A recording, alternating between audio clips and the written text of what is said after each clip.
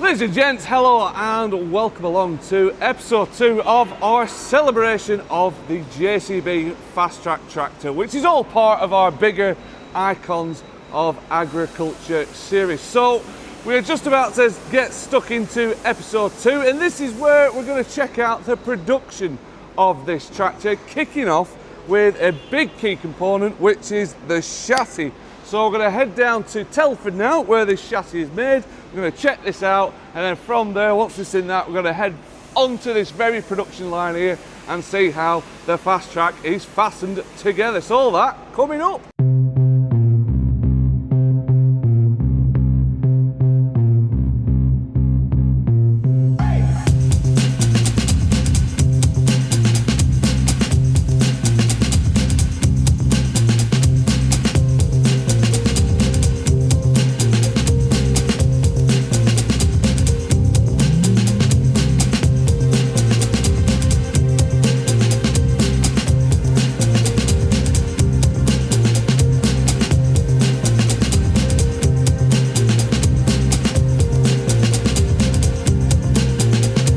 Right folks, we're now going to get an insight into how the chassis are made for the JCB Fastrac tractor, and to do that we've come down here to Telford to Mivaro, who build the chassis for the Fastrac, and to show us how it's done we've got Paul Evans, project leader, with us here. So what we're going to do, Paul, take us on a bit of a whistle-stop tour of what you do here. So we make the chassis from raw material straight through assembly, including shot blast and e-coat and powder. So this is the start of the process here, where we take the raw material in. Right, so let's have a look. We get various gauges of the material plates that come in, and we stack them up on the end. Right, so what sort of gauge of steel would you be using for Fastrac chassis? Majority of the sizes is 8, 10, 12, but we do go up to 20 mil. Yeah. And we have some of the smaller stuff for the things like the ancillary bits and pieces that can go down to 5 mil. Yeah. Fundamentally, 10, 12 is the biggest. That's sort of what you range. deal with. Yeah. Yeah. So we've got raw materials. Raw material. Coming in here. Yeah. Where to next? Sheets loaded into the laser, where we have various nests put into the program. So a nest basically is a pattern. It's a pattern with multiple parts, different parts in. Yeah. So for example, if you look at this one here, this will be some of the pattern it was cut off the last sheet that was processed. Yeah. And each one will have an etched part number on there, so we have full traceability. Right. So that's just finished cutting now. So that's all your parts off this one then? Yeah. And what will happen, you'll see on the front side there was a sheet, and what happens is the tables swap. So your raw material come back in. So this will drop down and go out. You've got a table out there ready, waiting. That's it. And then this table will drop and get unloaded. Exactly. Onto pallets or? Yeah, and they'll start cutting while they're unloading the last sheet. All right, so they can keep going. Yeah. Like a relay sort of job. Yeah. Exactly, yeah. And you say you cut with oxygen? Oxygen, yeah. So with oxygen cutting, you'll get an oxidised edge, which you have to treat before paint, because the paint won't stick to it. But you're treating anyway, you're shot blasted, so it doesn't really matter. Yeah, the chassis is shot blast 100%, so you get good adhesion with your eco. Yeah, you don't need an inert gas to be cutting this. No. So this will go in, this is a 4K side member, so this will have 2 bends on it. This is a 400 ton, 4 metre press brake.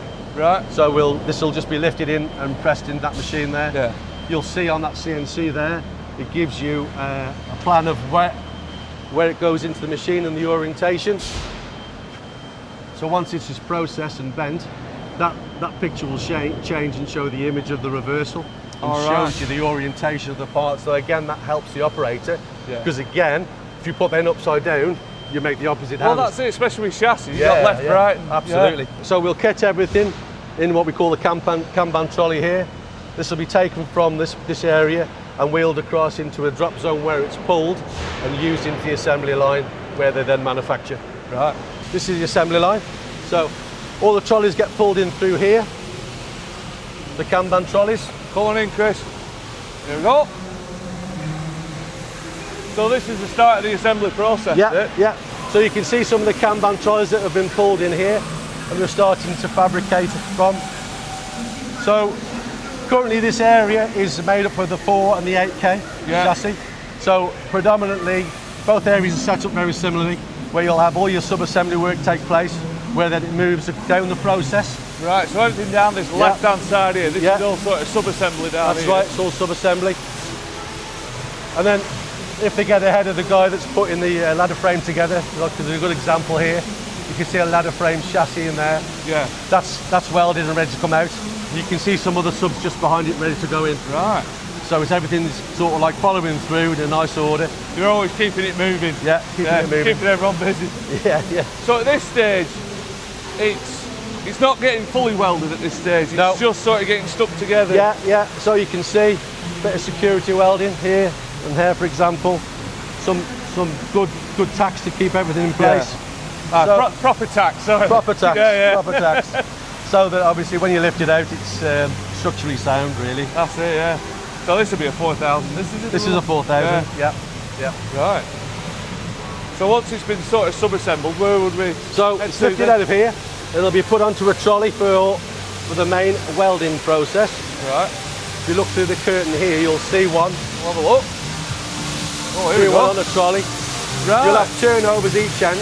Yeah. So they're basically centre of gravity is used so you can manipulate the chassis 360 degrees. Right, so you don't have to, I mean you can lock it out if you want, but you don't necessarily have to. And yeah, so that T-bar on the end is just putting a bit more pressure, so it's more of a brake than locking it. Bit of friction, yeah. Bit of friction, exactly, yeah. But you don't have to crank it and lock it out. No, you can manipulate the chassis from where you are. Where you're stuck. Yeah, so that'll save a lot of time and stopping about. Saves a lot of walking in there, definitely.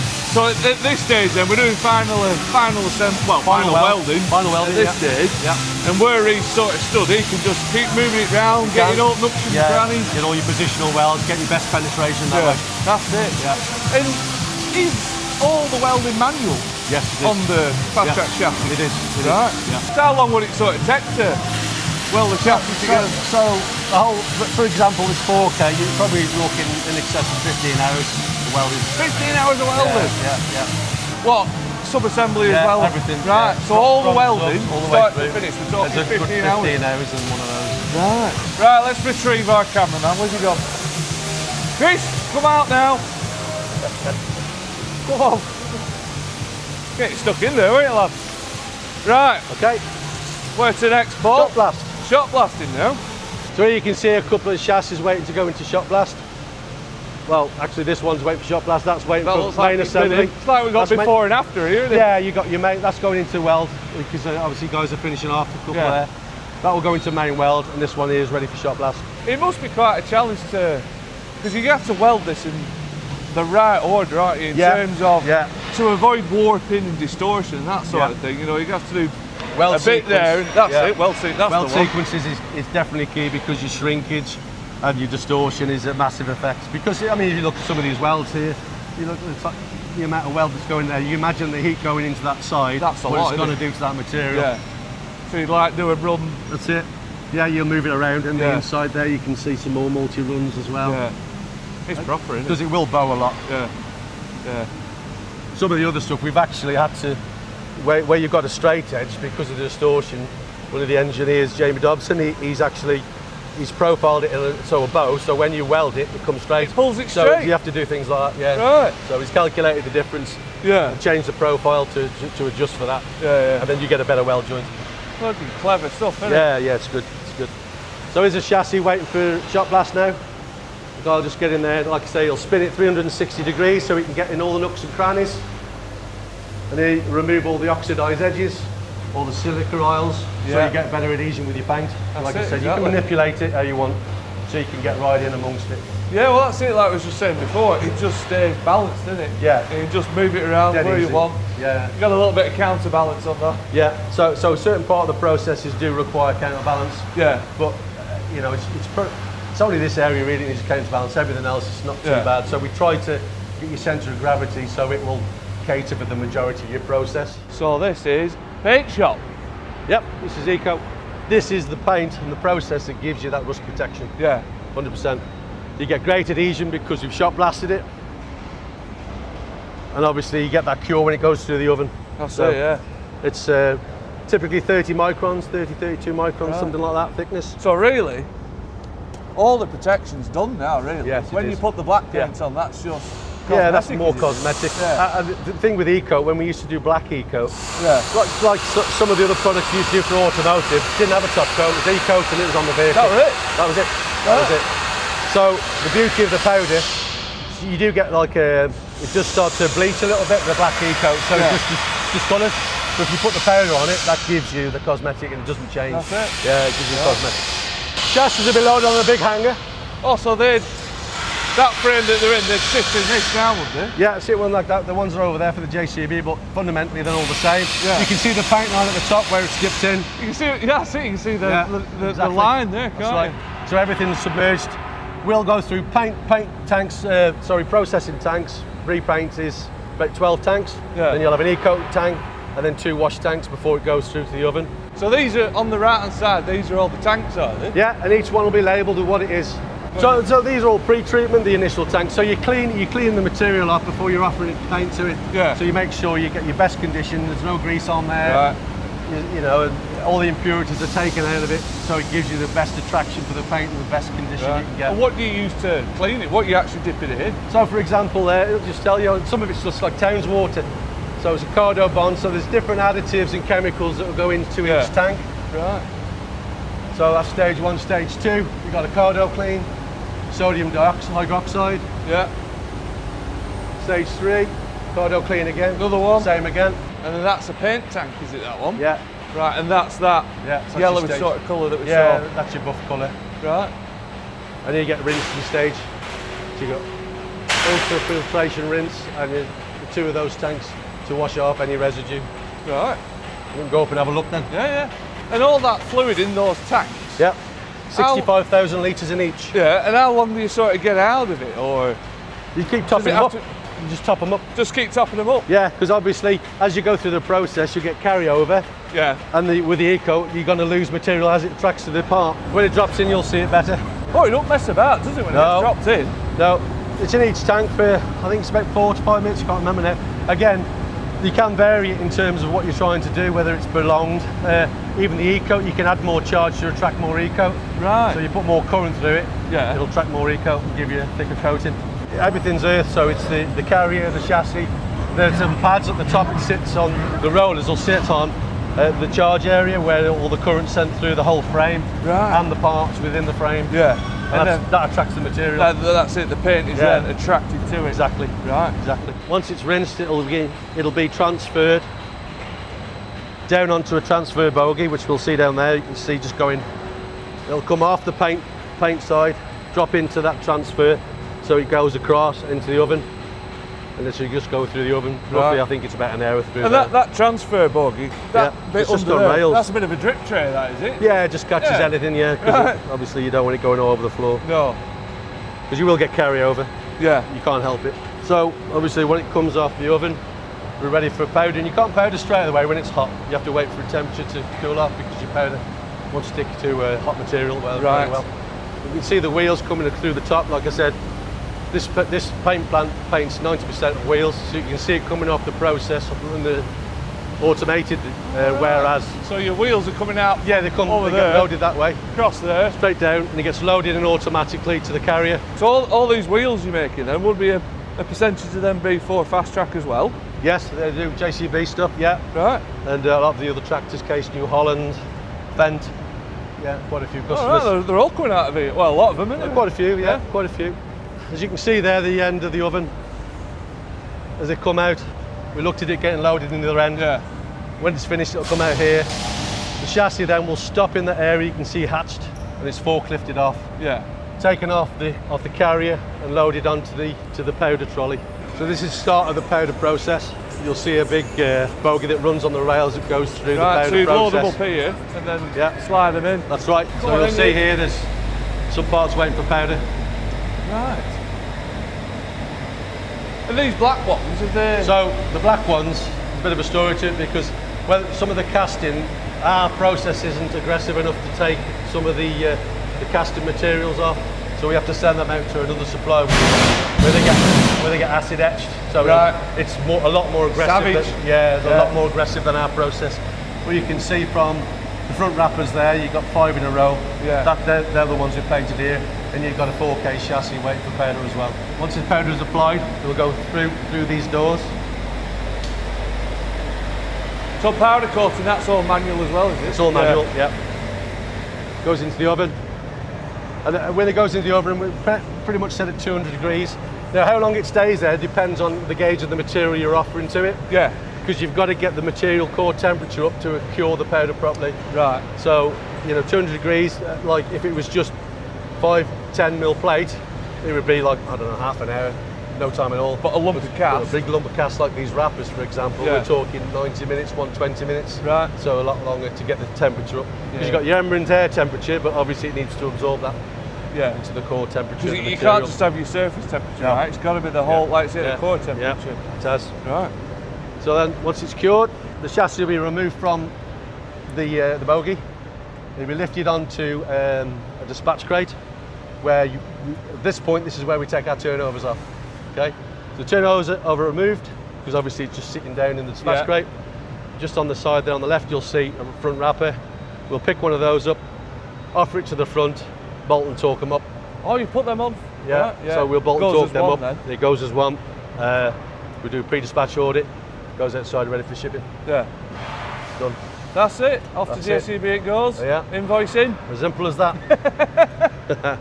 So there we go, folks. Kind of back where we almost started earlier on. Well, thanks to Paul here, we have seen it all. We have seen the chassis, how it's constructed from start to finish, powder coated, and the final product. And I'm sure we'll see more of it back at JCB as well. But for now, Paul, thank you very much Thanks for for that tour. Yeah, absolutely. It's been cracking, that. Thank you.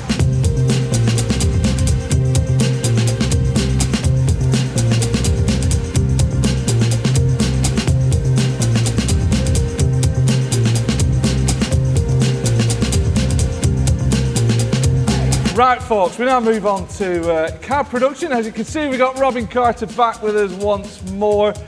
Robin, tell us about cab production at JCB, because we're in a different facility now. It's quite a new facility as well. So Cabs Factory is making all the cabs for the group, feeding them out to the satellite factories, making over 300 cabs a day for us, and probably over 30 man hours of work going into the cab. Just like the tractors, everything built to a build ticket, just the same. Yeah. And the guys are building the cab in sequence with us building the skid unit down our line. So as they're building cabs here, you'll be building tractors at Cheadle, and they'll just marry meet together each other Yep. at the right time. That's right. And the right spec. Yeah. Right, so that's everything into context and a little bit of background about this place. Shall we go and have a look at some of this great. cab production? So obviously the cab frame welded up here. Now the critical thing about the cab, of course, is it's designed for its ROPS, its rollover, and its FOPS, the falling object protection. They're the two categories we have to design a cab to. So during the design of the cab, that's probably the biggest design consideration really. This cab's used on our 8000 series with higher GVW than the 4000 series. It's got a lot to deal with, really. Yeah, that rollover crush for the law is related to the weight of the tractor and the capacity of the tractor. So a front push, a side push, a rear push, they all come into that rollover test that we have to design to. These A-posts get a lot of stress during that rollover test. You can see there the rib gets welded in it. That rib, which is hidden behind the glass obscuration, is part of the strength we need for the rollover series. So even something like where the grab rail gets bolted on and where the A-post arms get bolted on, this is the hole where the electric sockets come out of. These are all sort of areas where you'd weaken that cab frame during the rollover test. And that's why we have this welded strip down it for reinforcement. So it's like an extra sort of spine to it. And the detail in how we control those welds is spot on. That's what's controlled in the drawing based on the rollover test. Well, that's it, because you couldn't just do one seam, could you? Because the whole thing would warp out. That's right, and you can see, around where the potential weak point is, where the harness is coming out, you can see a continuous weld in the doubler plate, and elsewhere it's stitched. All of that has been designed on the drawing for where that is. Right. And the frame on the 8000 and the 4000, it's exactly the same frame. Yeah, same cab. Yeah. Cool, right, so that's the frame itself. And then let's go and see the harnesses being laid in. So just like up at LandPower, what we've got here is a build on a cab, a spec on a cab. We can see it's June 53 build, and they've already assigned a cab frame number. So when a machine's been welded, it gets a barcode attached. And similarly, there's a QR code here, which is what they can scan for the build spec of the machine. Right, so one's for kind of like the frame, and the other one's for, I suppose, the spec of it. Yeah, exactly. Yeah, exactly. So, here's the first step really, starting to lay in the harnesses. And the machine runs 5 CAN bus networks for the ECUs. You can really see how complicated it is now. Well, I mean, I must admit, it looks quite elegant and simple when you see it like that. But I mean, there's 2 kilometres of cabling here in the cab. You're joking? No, you know, we've got half a dozen ECUs really controlling the tractor, controlling the transmission, controlling the hydraulics, the vehicle functions, and then of course the armrest in itself is another ECU in itself. The HVAC unit, the aircon unit, and the heater unit's been bolted in under the floor. That's under there, yeah. right. That's blowing air up and then under the floor and then up the front console. And then out of those vents. So with the roof now, what we're doing is we're assembling that now off the track. In years gone by, we'd have assembled the headliner from inside. Yeah. But now we're assembling it off the track with this roof upside down. We can neatly lay the harnesses in. We can assemble the fresh air ducting into the roof. You know, we've got the electrics in, the radio in, the speakers in, the lighting in, the GPS modules are in, and then that roof's ready to flip over and just drop on top of the cab There's frame. a lot in the roof now, isn't there? Yeah. There's a lot going on in the roof. Yeah. More than you probably think. Yeah, there's a complete set of harnesses in itself. So, you know, that roof harness is connecting up to the rest of the cab loom. Yeah. With this connector here. That's it. It's just another example of that sort of modular build philosophy. You know, get this bit right in its own stage and then marry it up to the main cab frame rather than sticking a roof on there and trying to shove things uphill. Oh, yeah. We've now got the roof on, got the front steer console in, the glass has been bonded in too, and we're starting now to put, you know, the floor mat in. It's a really heavy floor mat. You can see the sort of insulation we've got under there. Yeah. It's ribbed out for the electrical harnesses that are under the floor. I suppose it's got, I mean, the mat itself has got a lot of work to do, hasn't it? You know, it's got to obviously support the operator, but keep a lot of the sound out of it. It's got to insulate it from a temperature point of view, and it's got to protect all this stuff down here as well. Yeah, that's right. In the past, actually, you'd have noticed even on this floor, we've slightly domed here on the floor. We've got the HVAC ducting under it. In days gone by, the floor would have been at quite split levels, wouldn't it? So, I mean, the seat itself, I mean, this is a work of art in itself. So what we've got in here is the multi-layer circuit board. We see that assembled on the anti-static table. They're assembling the spool levers, the hydraulic levers, the auxiliary joystick, the main joystick. You're seeing all of those wire into that armrest PCB. So that whole armrest is wholly designed and built by yourselves? Yeah, that's right, yeah. Yeah, so the switchgear is custom for us. Circuit board designed for us. Yeah. So Robin, it looks like we're sort of getting towards the end of the build process for the cab. What's happening at these sort of final stages now? So final stage of the cab line then, all the software loaded into the machine. It's been electrically tested. So this cab now is ready to come up to LandPower and be received. The floor mat has purposely not had the kick strips put in because when we put that on the tractor, we've got to assemble the cab mounts. You've got to get some bolts in there, haven't you? Yeah, and then put the A-post trims on and put the steering wheel in. Yeah. And then as you remember up at our factory, we're calibrating the ECUs to learn the skid unit of the tractor. So the last stage then for this cab is to shut the door, and this will then go through the water test. Right. And also a cab pressurisation test. So you might see in the back of the cab it says Category 2, so an EN 15695 standard. Category 2, Category 3, Category 4 cabs is about the filtration and the ability of the cab to pressurise. So what we're looking for is any potential leak paths, air leak paths out of the cab. So not water in, this is about air leaks out. So we pressure test every cab to make sure we achieve that legislative requirement. And then, like you say, it's into water test. Water testing area. Water test, pressurisation, automatic tests. This cab then will come up to LandPower. And as well as the Fastrac cabs, I mean, you've got cabs for everything in here. Will that all go through the final water test? That's right. So it's a standard end of line process. As they come off the track, is to go through that end of line sign off. That'll get an OK to ship from cab systems and transfer up to our factory. And then it's over to you guys at LandPower. Yeah. Get them married up. So there we go, Robin. Thank you very much for the Pleasure. insight Cheers. into your cab production, because I didn't realise you have one place now that does all the cabs for the whole. That's right, not just welding the cab. This is a centre of excellence for cab, for design, for manufacture, for assembly. And these cabs now come out to our satellite businesses to get built into the finished machines. Perfect. Once again, Robin, thank you very much for that. Spot on.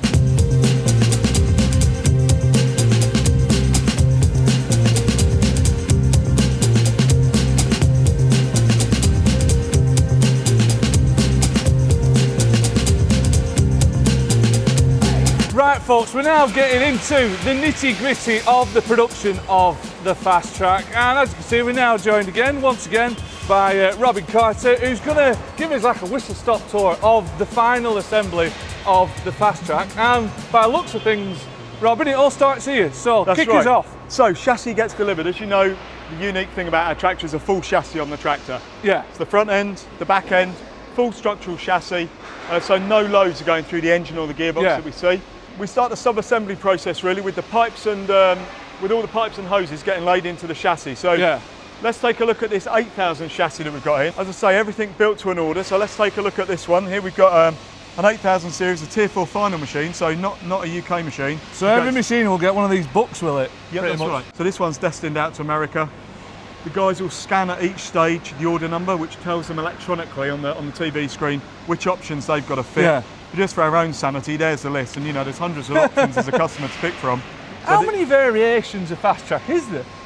Could you even put a number on it? Because like they're all going to be unique in our way. I bet we've got over 300 options, and you can have them in a number of different permeations. I mean, what we try and build together is like the Field Pro model. We try and group the options together really for easy complexity. Like a down the package, line. a package of options. Yeah, Right. yeah. Of course, what we see is the suspension going in. Now, if you remember, we said outside that all the models today have hydraulic steering. In the past, they had those steer boxes. If That's you remember right. at the Yeah, front. Well, that means that all the twist loads off the front end of this tractor all have to be catered for by the side rails of the chassis.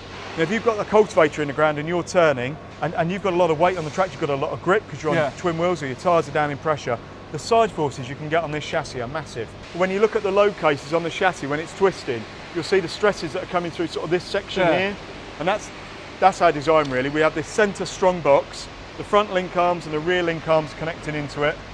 So round at the back end, what we see around here is on the 4000 series a V-link, but on this tractor 2 twin top links converging like this, and on the bottom end 2 diverging lower links. So that's where our rear axle's connecting, is up in here. Right. So your plough top link loads coming through are reacted by those top 2 links. With you having a full frame chassis design, does it mean you can really put the components where you want to? You're not tied to a structural design. Look, I mean, the negative is, of course, you're carrying the weight of the engine and the gearbox and the frame, so you pay for it, the trade-off in weight. Yeah. Some of the competition you might see do a half side rail on the chassis.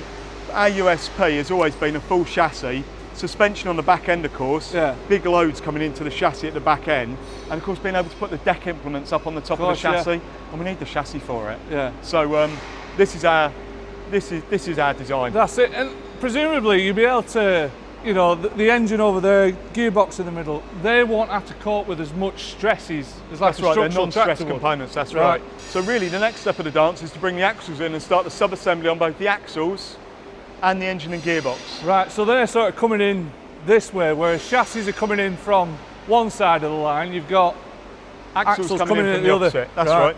So we've got a couple of 8000 series, as we just saw, coming into the build next. So what we're seeing here is an 8000 series upside down in sub-assembly. Are these all out of Wrexham, these axles? No. No, these aren't. 8000 series axle isn't. This one's coming from Italy. Right. Yeah. Also, this will be, is it a Dana? Yeah, originally Graziano, Dana axle. Yeah. Right, got you.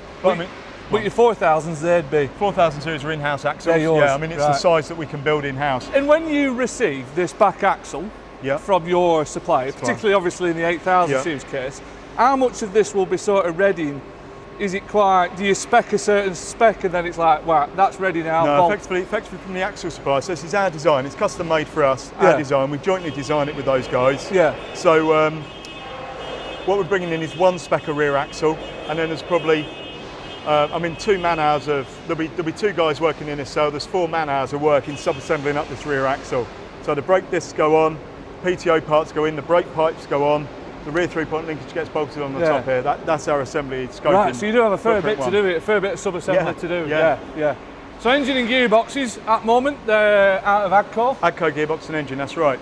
So here's a 4000 series engine and gearbox that we see coupled together. So the 8000 series, the engine and gearbox are separate with a drive shaft in between. Right. 4000 series, close coupled with just a straight drive shaft in the middle. Yeah. What we're looking at there, of course, is the Agco 6.6 engine out of Finland, CISO engine, driving through damper.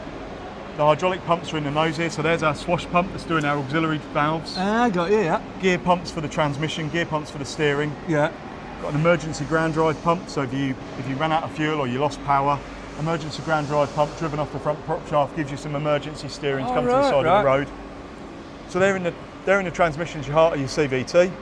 That's it. So the modules inside.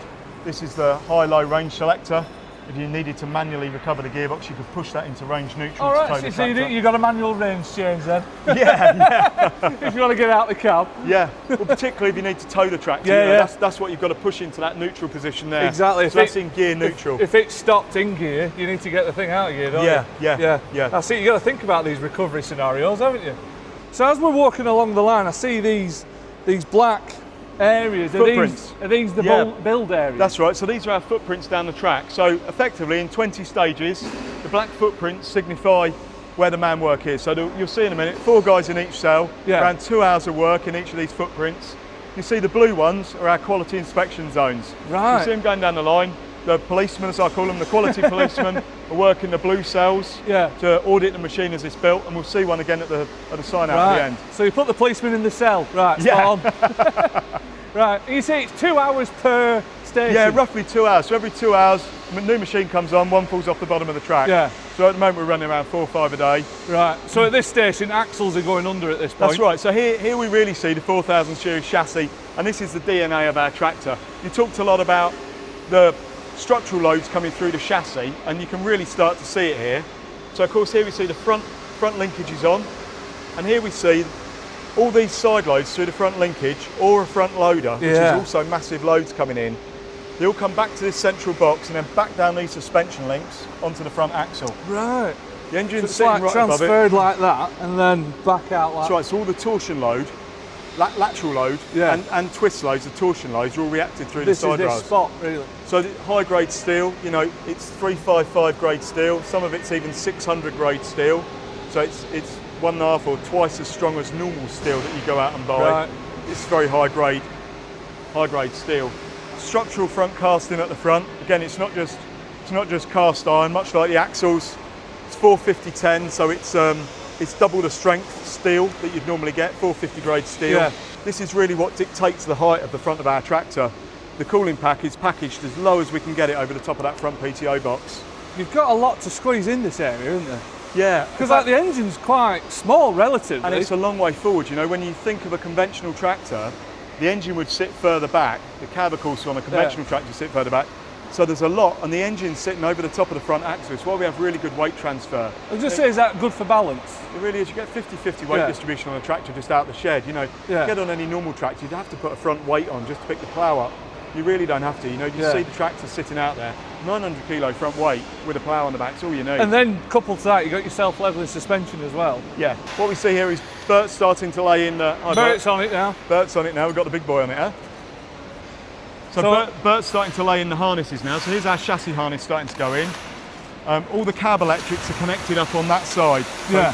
Bert's just pushing through there the cab connectors. You know, these are going to start connecting up the hydraulic valves, the chassis looms going in. And like all these wiring looms, will these be a sub-assembly somewhere else and you Yeah. bring them in and yeah. That's right. Well, these all get built on a kind of huge board. Yeah. And they're electrically plugged into a tester. So while these are being built, these will get electronically tested. It's kind of a computer rig is testing that harness while it's being built. So at time of build, it almost thinks it's virtually on a tractor anyway to make sure it's right. That's right. It gets digitally checked while the harness is being built at the factory. Yeah. Mega. Right. So that was that stage. So blue now, this is quality Yeah, so control, this is one of the quality inspection bays. So what we're seeing here now happening is engine and gearbox now. So another 4000 series. What we're seeing here is the engine and gearbox now already dropped in. Yeah. You can see Bert's laid the harness in. Now we've got the guys putting the engine and gearbox in. You can see the suction hoses.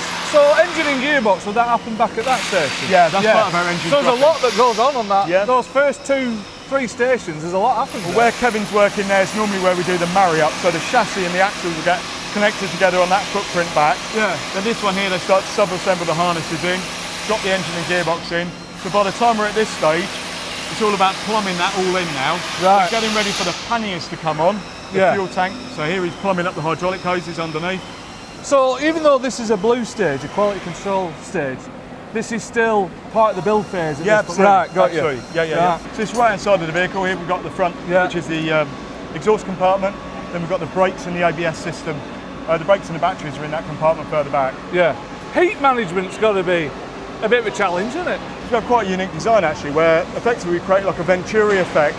So we're always drawing cool air up through the pannier up the outside of the exhaust system. It's kind of Venturi design within the exhaust. Yeah. To gently sort of draw this heat up out of the pannier. Got you. So it's always pulling the hot air around Just here. gently, It's pulling always it that pulling way, it up. and drawing it out. There's always a draw on the chimney up the stack. Right. Here's our 8000 series. You know, we've seen the tractor before being in its early stages. Yeah. This tractor's getting ready to put in there and hot test next too.